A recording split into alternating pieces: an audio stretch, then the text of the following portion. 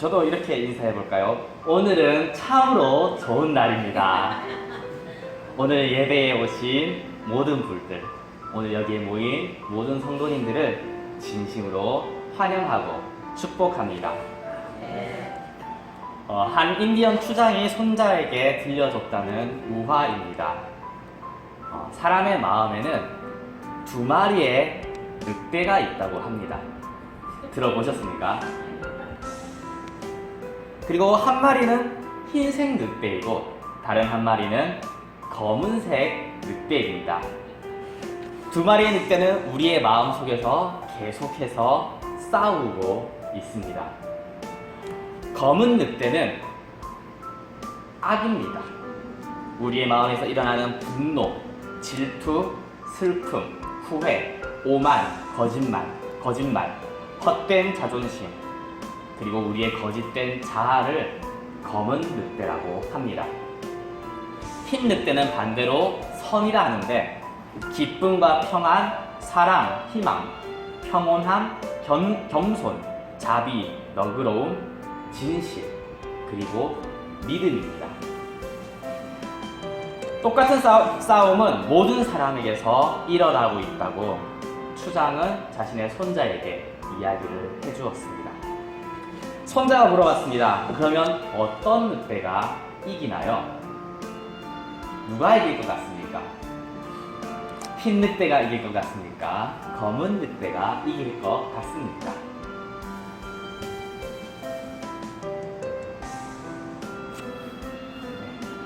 추장이 손자에게 대답을 했습니다. 네가 먹이를 주는 쪽이 이긴단다. 우리에게 많은 것을 시사해주는 그런 이야기입니다.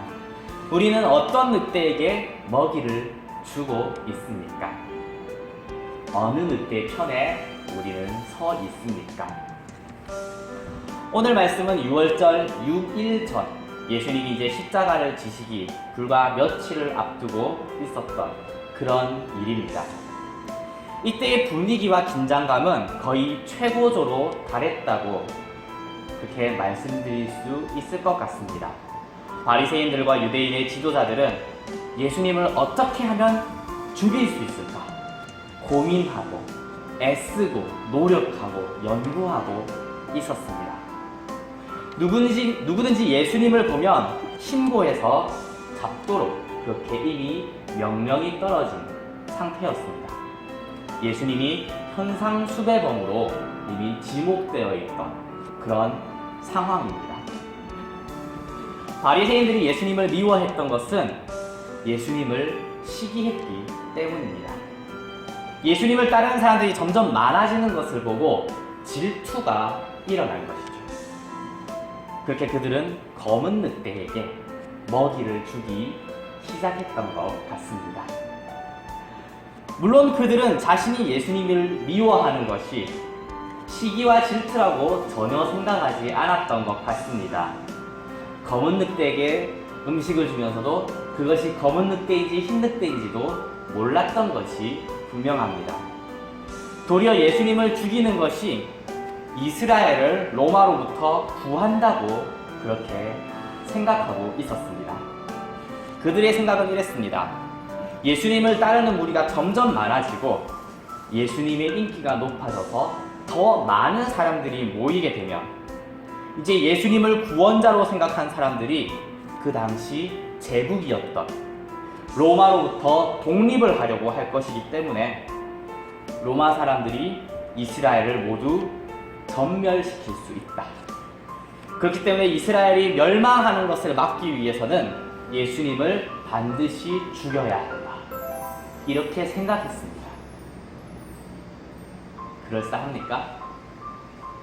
그러나 이 모든 것은 사실 비겁한 변명입니다. 스스로를 속이는 것입니다. 시기로 예수님을 십자가에 못 박은 것은 그 당시 예수님을 재판했던 빌라도조차도 알고 있었던 사실입니다. 모든 사람들이 다 알고 있었습니다. 자기들만 그렇게 생각했죠. 정말 이스라엘을 위했다면, 하나님을 믿었다면 예수님이 행하시는 능력을 통해서 하나님의 기적이 나타날 수 있고 하나님의 역사가 이스라엘에게 있을 수 있다는 것 또한 믿었어야 했습니다. 세상의 제국보다 하나님의 힘이 더 크다는 사실을 인정해야만 했습니다. 그러나 그들은 하나님보다 세상을 두려워했고 예수 그리스도를 통해 나타난 수많은 일들을 시기하고 질투해서 예수님을 죽이고자 했습니다. 심지어 나사로까지, 죽었다가 다시 살아났던 나사로까지 죽이려고 했습니다. 이스라엘을 위한다고 했던 그들이 자신들은 아브라함의 자손이기 때문에 하나님 외에 그 누구의 종도 된 적이 없다고 그렇게 말했던 그들이 나중에 예수님을 죽이기 위해서 로마의 황제 가이사 외에는 우리에게는 왕이 없습니다라고 고백하는 그런 모습, 참 아이러니한 모습입니다. 이것이 바로 검은 늑대, 죄의 본질입니다. 안타까운 것은 이런 문제가 스스로에게 잘 보이지 않는다는 사실입니다. 어두운 곳에 있으면 얘가 검은 늑대인지 흰 늑대인지 구별할 수가 없습니다. 예수님이 우리에게 주시는 빛이 없다면 우리는 이 늑대가 검은 늑대인지 흰 늑대인지 구별할 수 없다는 것입니다. 시기와 질투에 사로잡혀 있을 때 이것이 질투인지 아니면 상대방이 잘못했기 때문에 화가 나는 것인지도 분별하기 쉽지 않습니다. 군대를 가기 전에는 참 이상하게 힘든 일이 많습니다. 고민도 많아지고 미래에 대한 걱정도 많아지고 그것 때문에 스트레스를 막 받아서 고민하는데 군대 갔다 온 선배들, 형들의 이야기를 들어보면 야, 너 그거 군대 때문이야. 아, 나는 지금 군대 걱정이 아닌데 라고 이야기를 하고 군대를 갔다 오면 아, 내가 그때 그 고민은 군대 때문에 고민이었구나. 나중에 알게 됩니다. 이렇듯 스스로를 제대로 본다는 것은 너무나도 어려운 일인 것 같습니다. 그렇게 우리는 항상 기도하고 깨어 있어야 합니다. 하나님께서 우리 마음을 밝혀주셔서 우리의 욕심으로 일어나는 일 아니면 그것이 하나님의 사랑으로 하는 일인지 분별할 수 있도록 기도해야 합니다. 하나님이 우리의 마음을 깨닫게 해주실 것입니다. 오늘의 잔치는 이런 시기와 질투, 그로 인해 유대인들이 위협하는 그 가운데서 벌어졌습니다. 저들은 예수님을 잡아 죽이기 위해 혈안이 되어 있고 어떻게 하면 죽일까 연구하는 그 가운데 예수님이 계신 그곳에는 놀랍게도 평화롭고 또 즐거움이 가득했습니다. 잔치가 베풀어졌고 많은 사람들은 예수님을 보기 위해서 몰려왔습니다. 잔치집에는 향기로운 냄새로 가득 넘쳐 있었습니다. 그리고 이튿날 예수님은 나귀를 타고 호산나 찬송하리로다 찬양을 받으며 예루살렘으로 들어가게 됩니다. 하나님의 뜻은 이루어집니다. 유대인들의 지도자들은 예수님을 죽이기 위해 애쓰고 노력했지만 그들의 노력과 전혀 상관없이 하나님의 뜻은 이루어졌습니다. 오늘 우리에게도 이와 같은 축복이 있기를 바랍니다. 우리의 상황은 시시각각 변할 수 있습니다. 문제가 생길 수도 있고 예수님을 노렸던 사람들처럼 우리를 방해하는 사람들이 있을 수도 있습니다. 때로는 실수해서 넘어질 수도 있고 주변 환경 때문에 안 될 수도 있고요. 속된 말로 그냥 재수가 없어서 안 될 수도 있습니다. 이런 표현이 썩 좋지는 않죠. 어찌됐든 알지 못하는 이유로 안 되는 경우도 많이 있습니다. 그러나 우리를 향한 하나님의 뜻은 여전히 이루어질 것입니다. 우리에게 복을 약속하신 하나님의 뜻은 반드시 이루어질 것입니다. 하나님의 영광이 우리를 통해 드러나게 될 것입니다. 이러한 하나님의 섭리를 믿고 지금의 어려움도 이겨내는 그런 저와 여러분 되기를 축복합니다. 자, 이제 잔치의 상황을 한번 봤으니까 잔치의 내부를 한번 들여다보려고 합니다. 오늘 잔치 이야기에는 예수님을 제외하고 총 4명의 등장인물이 나옵니다. 특별한 언급은 잘 없지만 나사로가 나오고 마리아가 나오고 마르다 그리고 가룟 유다 이렇게 4사람이 나옵니다. 나사로는 예수님과 함께 앉아있는 사람들 그들 중에 함께 식사를 하고 있었고 마르다는 잔치를 위해서 일을 하고 있었습니다. 마리아는 예수님께 값비싼 향유를 부어드렸고 유다는 마리아가 향유를 낭비한다고 비판하고 있었습니다. 아마 가난한 사람들을 돕는 일을 맡아서 하지 않았나 그렇게 볼 수 있겠습니다. 교회에 나온 사람들을 이렇게 4부류로 나눌 수 있다고 한다면 과연 여기 모인 여러분은 어떤 사람이라고 생각하십니까? 또 어떤 사람이 되고 싶으십니까? 한번 생각해 보시기 바랍니다. 마르다처럼 봉사하는 일에 열중하는 사람도 있을 수 있고 나사로처럼 예수님과 함께 식사를 하는 그런 사람도 있습니다. 마리아처럼 순전한 향유를 예수님의 발에 부어버린 그런 사람 그리고 그것을 잘못됐다고 비판하는 그런 사람도 있을 겁니다. 저는 차마 마리아 정도가 된다 이렇게 이야기하기에는 양심이 조금 찔리고 그래도 목사인데 유다는 아닐 것 같고 네, 그 정도까지는 아닌 것 같고 예수님과 함께 먹고 있는 나사로나 마르다 정도가 아닐까 스스로 한번 생각했습니다. 그 중에서 좋아 보이는 것은 나사로가 예수님 옆에서 함께 식사를 하고 있으니까 나사로가 좀 좋지 않겠냐 이런 생각도 저는 합니다. 여러분은 어떻게 생각하십니까? 자신이 어떤 부류에 속한다고 생각하십니까?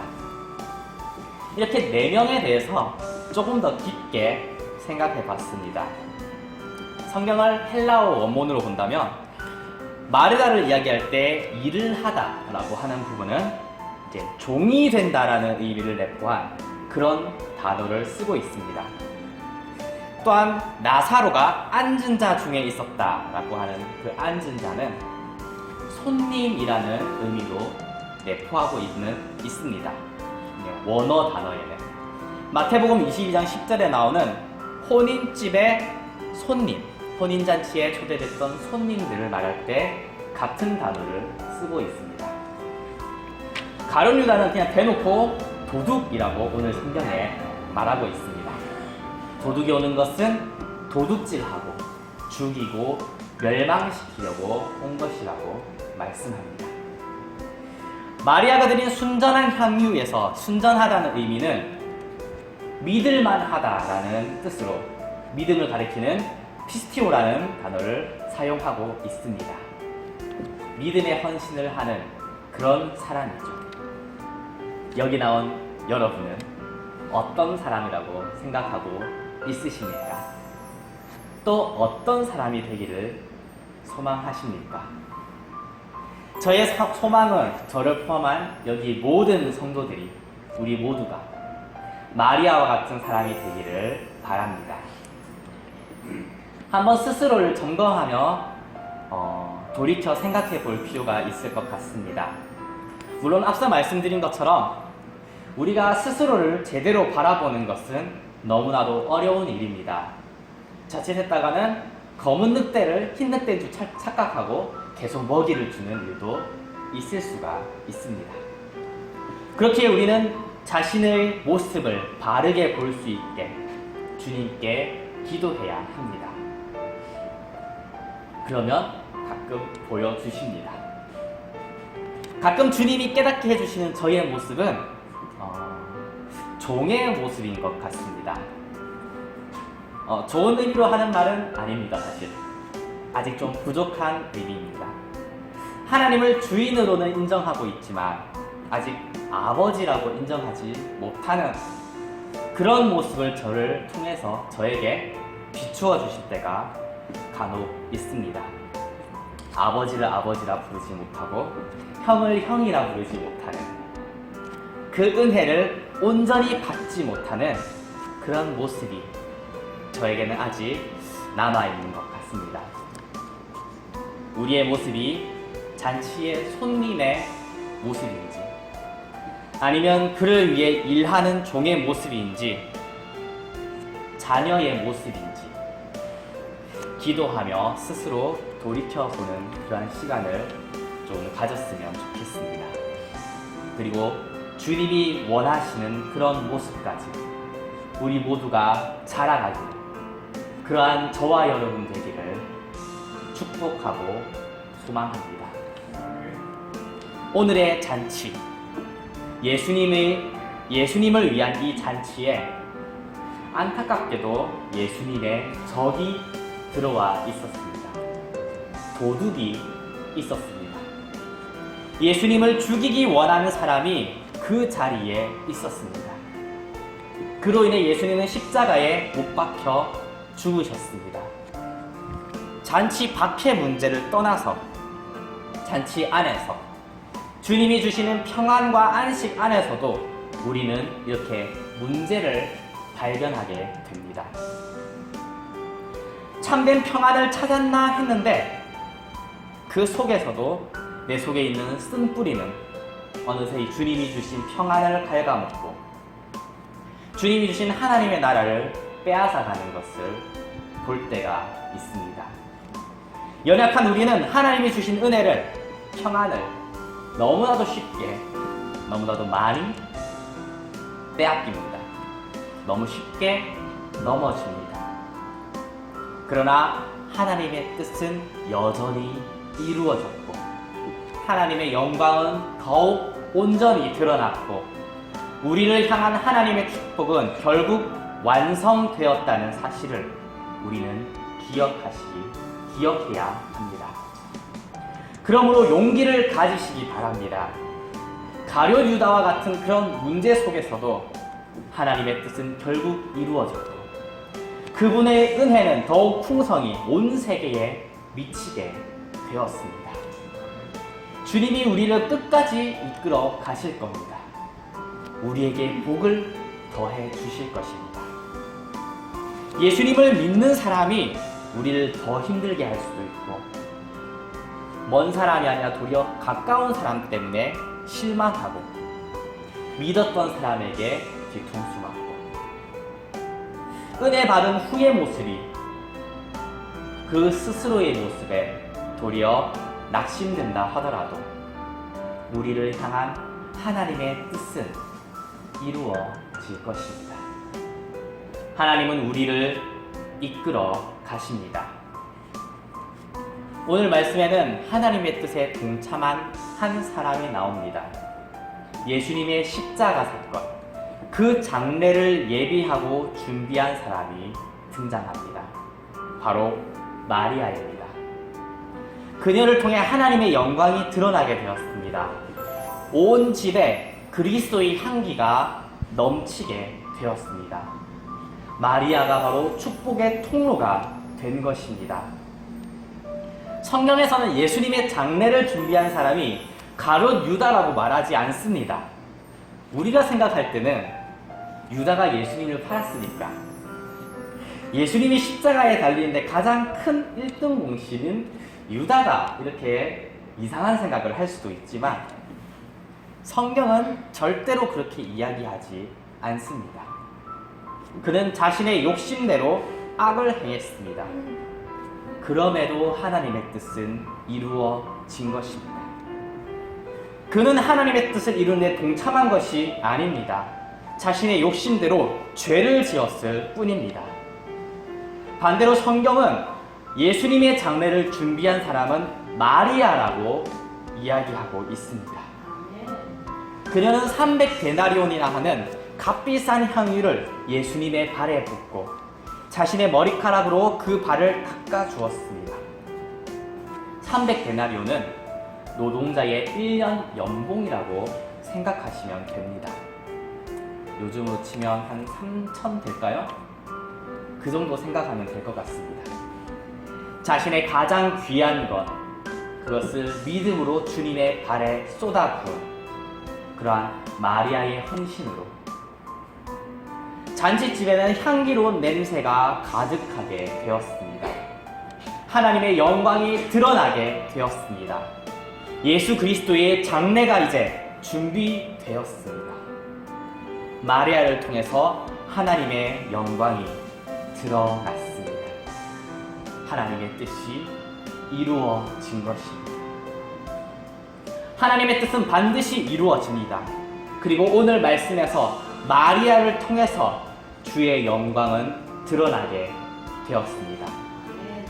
헌신된 한 사람으로 인해서, 믿음의 헌신을 하는 한 사람으로 인해서 온 교회에 그리스도의 향기가 흘러 넘치게 된 것입니다. 오늘 이 시간에는 우리 금곡동산교회 성도들을 통해서 하나님의 뜻이 이루어지기를 축복합니다. 주님의 영광이 우리를 통해서 드러나기를 소망합니다.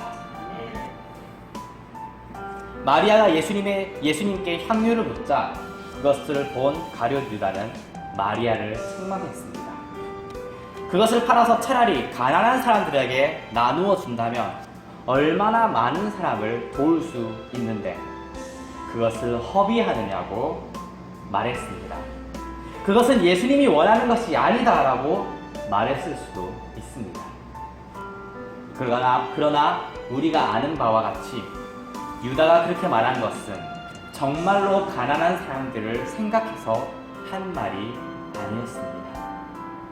자신은 정말 가난한 사람들을 생각해서 말했다고 착각할 수도 있습니다. 그러나 실제는 그가 돈을 관리하고 있었기 때문에 그 돈을 조금씩 훔쳐갔기 때문에 이런 말을 한 것입니다. 예수님은 유다를 책망하셨습니다. 가난한 사람들을 돌보는 것도 중요한 일이지만 그것보다 예수님을 향한 그 마음이 더 중요하기 때문입니다. 예수님을 향한 사랑이 가장 중요한 것이기 때문입니다. 예수님의 사랑이 마음의 중심에 있지 않는다면 그것은 결국 흔들리고 때로는 유대인들처럼 시기하고 때로는 유다처럼 욕심에 사로잡히게 될 것입니다. 우리는 예수님의 사랑으로 하나님께 예배도 드리고 예수님의 그 사랑으로 서로를 사랑하고 다른 사람들도 돕는 것입니다. 우리의 마음의 중심이 예수님이 아니라 다른 무언가가 조금이라도 섞여 있다면 결국 우리는 넘어지게 될 것입니다. 나의 좋았던 열정은 주변 사람들을 피곤하게 만들 것이고 좋은 의도로 시작했던 봉사와 헌신은 결국 시기하고 욕심내는 일로 너무나도 쉽게 변질되어 버릴 것입니다. 그것이 바로 우리의 마음입니다. 부패한 마음이죠. 그 마음의 중심에 예수님이 있어야 합니다. 우리의 중심이 예수님께 있어야 합니다. 마리아는 그 중심이 예수님께 있었습니다. 그렇기에 300데나리온이라는 그런 거금을 예수님의 발 앞에 그냥 쏟아 부어버릴 수 있었습니다. 한번 쓰고 끝입니다. 재사용도 안 됩니다. 유다는 그 중심이 예수님께 있지 않았습니다. 그렇기에 가난한 사람들을 돌보는 너무나도 중요하고 소중한 일을 하면서도 그런 귀한 일을 하면서도 거기에 욕심이 들어가 도둑질하고 결국 예수님을 은 30에 팔아버리게 되었습니다. 마리아는 300데나리온을 예수님께 쏟아 부었는데 가룟 유다는 은 30에 예수님을 팔아버렸습니다. 우리의 중심은 어디에 있습니까? 혹시 예수 그리스도의 사랑 그 외에 다른 무언가가 섞여 들어가고 있지는 않습니까? 우리의 중심이 오직 예수님께만 있기를 소망합니다. 다른 모든 것은 그분의 발에 깨뜨려 버리기를 소망합니다. 우리의 마음을 온전히 주님께 쏟아붓기를 소망합니다. 우리를 통해서 그리스도의 향기가 가득하게 될 것입니다. 하나님의 영광이 드러나게 될 것입니다. 말씀을 맺겠습니다. 우리의 마음속에는 흰 늑대와 검은 늑대가 있다고 합니다. 어쩌면 마리아와 유다가 대치하고 있을지도 모르겠습니다. 우리는 누구의 편에 서고 있습니까? 어떤 늑대에게 먹이를 주고 있습니까? 하나님의 뜻은 반드시 이루어집니다. 하나님의 영광은 반드시 드러나게 될 것입니다. 결과는 정해져 있습니다. 우리의 마음이 오직 주님께 있기를 소망합니다. 과정은 어려울 수 있습니다. 고난이 있을 수 있습니다. 그러나 우리를 향한 하나님의 사랑은, 그 축복은 반드시 이루어질 것입니다.